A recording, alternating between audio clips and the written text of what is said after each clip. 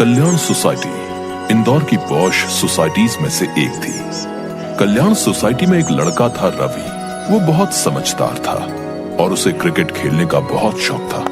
रवि की सोसाइटी के बराबर में एक दीवार थी और दीवार के उस पार एक बस्ती थी जहां कोई जाना पसंद नहीं करता था और दूसरों को भी वहां जाने से मना किया जाता था, क्योंकि दीवार के दूसरी तरफ बहुत गंदगी फैली हुई थी, जिसके कारण सोसाइटी वाले उस दीवार की तरफ बच्चों को जाने से मना करते थे।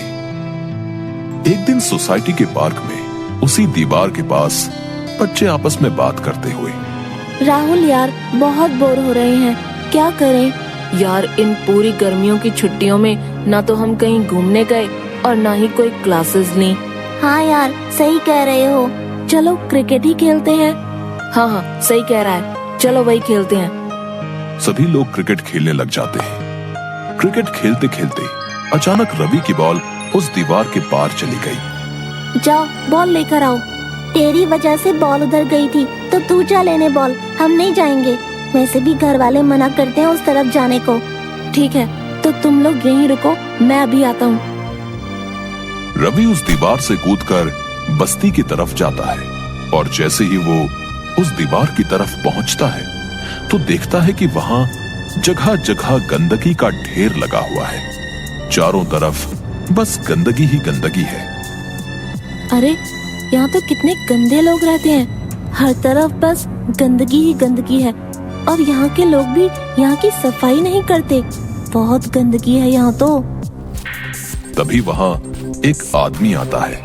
अरे अरे कौन हो तुम और यहाँ क्या करने आए हो? चले जाओ यहाँ से, हमें अपने घर वालों से गालियाँ सुनवाओगे? चलो भागो यहाँ से। अंकल मैं बगल वाली सोसाइटी में रहता हूँ, मेरी बॉल यहाँ आ गई थी, मैं वही लेने आया था। लो और जाओ यहाँ से और वापस मत आना, चलो जल्दी करो। रवि इधर उधर बॉल ढूंढता है और झट से अपनी बॉल उठाता है और वापस अपनी सोसाइटी चला जाता है। अरे रवि आ गया तू? हाँ यार तुझे पता है उस दीवार के पीछे कितनी गंदगी है।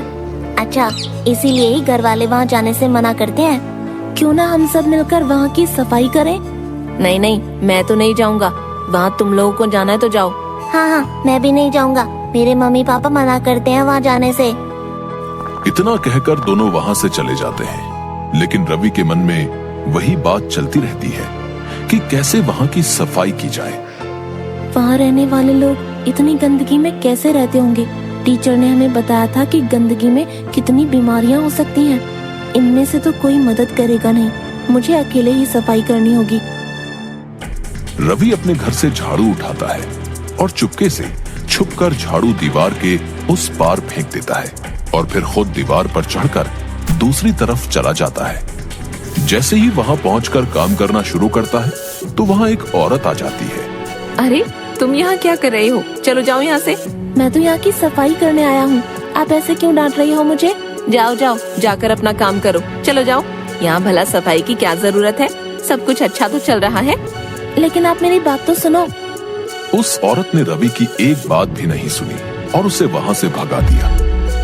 रवि वहां से आ तो गया, लेकिन अभी भी उसके दिमाग में वही बात चल रही थी कि वहां की सफाई कैसे की जाए। तभी उसकी नजर सोसाइटी में घूम रहे बंदरों पर पड़ी। वो सारे बंदर एक दूसरे की नकल कर रहे थे। उन्हें देखकर रवि के दिमाग में एक सुझाव आया कि वो बंदरों की हेल्प से यहाँ सफाई कर सकता है और वो बंदरों को अभ्यास कराने लगा। कभी वो डांस करता, कभी वो केले फेंकता, कभी गेंद फेंककर उन्हें लाने को कहता। इस तरह अब वो बंदर वही कर रहे थे जो रवि करता था। अरे वाह, ये बंदर तो बिल्कुल मेरी तरह करने लग गए। मैं जो कर रहा हूँ ये लोग वैसे वैसे कर रहे हैं। अब मैं इन बंदरों की मदद से उस बस्ती की सफाई कर सकता हूँ। अब रवि को बहुत सारे झाड़ू चाहिए थे। उसने चोरी छुपे सोसाइटी के सब घरों से झाड़ू इकट्ठे कर लिए और दीवारों के दूसरी तरफ फेंक दिए। उसके बाद रवि बंदरों के सामने गया और सर खुजलाने लगा। उसे देख बंदर भी सर खुजलाने लगे। उसके बाद रवि ने डांस किया तो बंदर भी उसकी नकल करने लगे। तभी रवि ने झाड़ू उठा लिया और सभी बंदरों ने भी एक एक झाड़ू उठा लिया। अब रवि जैसे झाड़ू चलाता, सारे बंदर उसकी नकल करने लगते और थोड़ी ही देर में वो सारी जगह साफ हो गई। ये देखकर वहां खड़े लोग भी हैरान हो गए और सोचने लगे कि इतने कम समय में इन सभी ने मिलकर इतने सालों से गंदी पड़ी बस्ती को साफ कर दिया। चलो दोस्तों, काम खत्म हुआ, अब चलकर कुछ खाते हैं। रुको बच्चे, तुमने ये काम करके हमारे पूरे समाज को एक बढ़िया उदाहरण दिया है कि अगर हम लोग चाहे तो मिलकर सब मुश्किलों का सामना कर सकते हैं और आस पड़ोस को स्वच्छ रख सकते हैं। हाँ अंकल, अगर आप लोग मिलकर सफाई करते तो आपको इस गंदगी में नहीं रहना पड़ता। साफ सफाई हम सबके लिए जरूरी है। हमें अपने शरीर के साथ साथ अपना आस पड़ोस भी स्वच्छ रखना चाहिए। धन्यवाद, अब हम लोग कभी यहाँ गंदगी नहीं फैलाएंगे। इसी तरह लोगों ने रवि की खूब प्रशंसा की, क्योंकि उन लोगों को अच्छे से समझ आ चुका था कि हम सब मिलकर चाहे तो कुछ भी कर सकते हैं।